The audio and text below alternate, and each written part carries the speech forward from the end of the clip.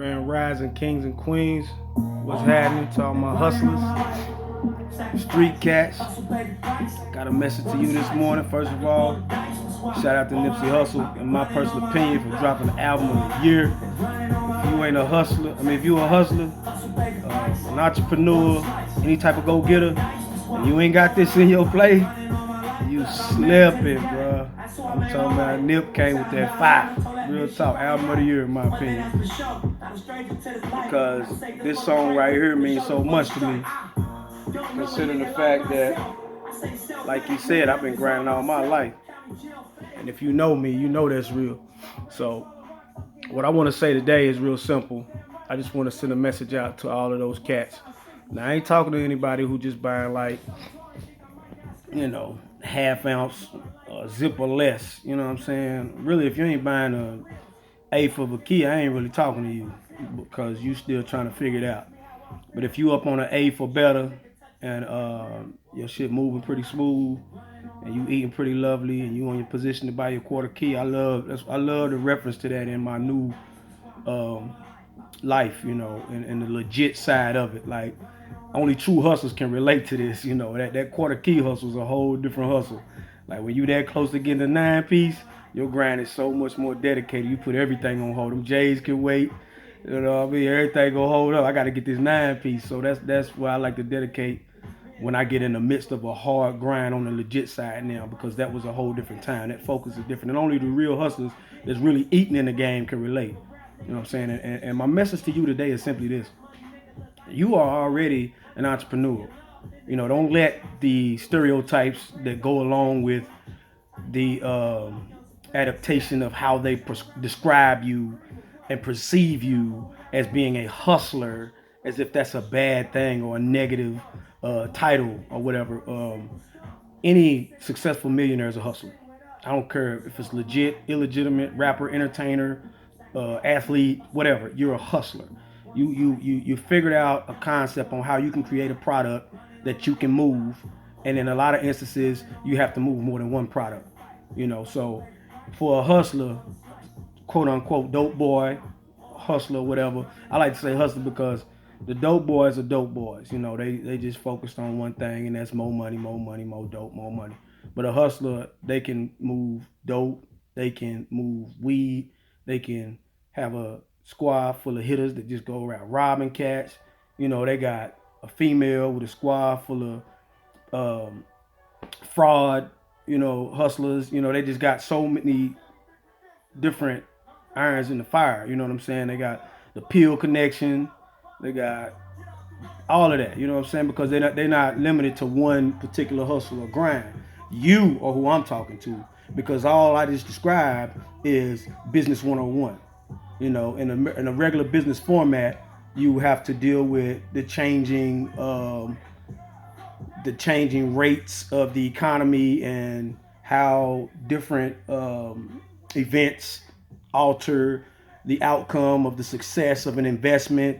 You have to deal with a lack of product. You have to deal with all different type of things. But no matter what they have to deal with, it's nothing when compared to what the hustler, quote unquote hustler, who is just as much, if not more, if not more of an entrepreneur than the businessman, because the entrepreneur slash hustler not only has to deal with product potentially being bad or market prices going up and down, they also have to deal with jack boys. If they feeling like they eating more than them, they gonna come in the middle of the night and take them their money, shoot them, kill them, whatever. It's a life or death situation that they got to deal with every day and every night.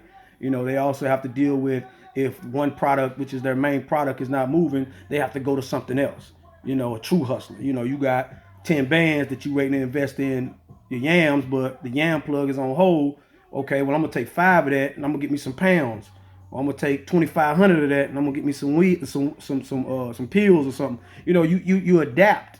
You don't just sit there and let one hustle define you. That's an entrepreneur. But you just don't know that yet, because the narrative and society look down on you as you're a hustler, you're a dope boy. All you want to do is sell drugs, and you don't want to do it and get out and get a real job and blah blah blah blah. But the thing is, you already have the mindset and the mentality to never want to work for anybody. All you have to do is simply change the product. You change the product to something legitimate, and you put your energy and that same passion and that drive behind coming from an eighth of a key to trying to get to a quarter key. Because once you get to a quarter key, you finna get you a brick by the summer. It's nothing. You about to go crazy once you get a quarter key if you hustling right. You know what I'm saying? So that same mentality is the soul and the core of entrepreneurialism worldwide. You have the ability to adapt to an ever-changing market. Only difference is you have more variables to contend with than the average legitimate businessman, considering the fact that you got to worry about the feds kicking in your door. You got to worry about if your best friend go snitch on you. You got to worry about if you got too many females in your circle that one of them gonna hate and do some slick shit and send some Negroes to come and lay your ass down because you ain't fooling with her no more. You got to deal with family members getting jealous. You got to deal with drama with your little sister or your little cousin, girl cousins, dude tripping with her, and the way you cut, you a protector, not only a provider and a hustler, you a protector as well. So now you got to put your hustle and your grind on pause because you ain't about to let nobody do your little cousin or niece or family member any kind of way and with no repercussions. See, these are variables that the people in the business world don't have to contend with. So that's what makes you better than them. And what I want to do is, starting every Monday, I call it Monday Motivation, I'm going to give you the blueprint on how I was able to walk away from a life where at my peak, now I ain't finna sit here in front like I was Nino Brown or nothing like that. I blew 80,000 in the summer and I probably made $250,000 that year. And that was just off streets. And this was in 2002. So my statute of limitation is well exceeded, and I'm not by no means mocking the police or bragging about what I had or how I was. I'm simply wanting you to realize that if you're there now, I was there and no one told me what I'm trying to tell you. And I want to tell you what you need to know, how you can make that transition from the streets to the legitimate side of business, because you're still a businessman. The only thing wrong with what you're doing is it's illegal. That's it. It's a matter of changing the product and then doing the same thing with the same amount of energy, with the same amount of intensity, only being more patient on your return, because the return is not going to come as quick, but it's more valuable considering the fact that they can't take it from you. So with all of that being said, I want to motivate all the hustlers out there to try to think beyond the 10 years that you want to go hard, in my personal opinion. If you're a hustler, you got a 10-year window. That's from like 18 to 30, 10 to 12-year window, whatever. You know what I'm saying? I think if you, by the time you 30, if you ain't figured it out or ain't got what you need out of that game, if you just dead set on being a hustler and can't nobody talk you out of it, if you still doing it after 30, something is seriously wrong with you, because it is not a career. They lied to you. Them rappers lied to you. The movie depictions, that shit is fake. It's real, but it's fake to the average individual every day, especially when it comes to contributing to building and strengthening the economic structure of the black community. That shit is not the move. If you ain't using that to invest in something long-term, legit, then you just waiting patiently to go to prison or get killed. And it don't matter if you dodge them suckers for 5 years to 20 years. When they come for your ass, they finna get the same amount of time out of your dumb ass. So if you still want to keep doing that and you well over 30s, hey, by all means, do your thug thizzle. I'm not talking to you.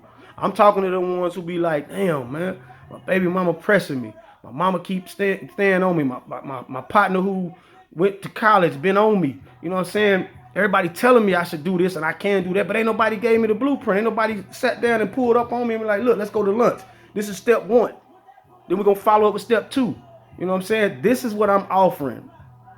Free of charge. I don't want nothing for it, because our people are not in a position to go with the old cliche, the game is to be sold, not told. We too far behind.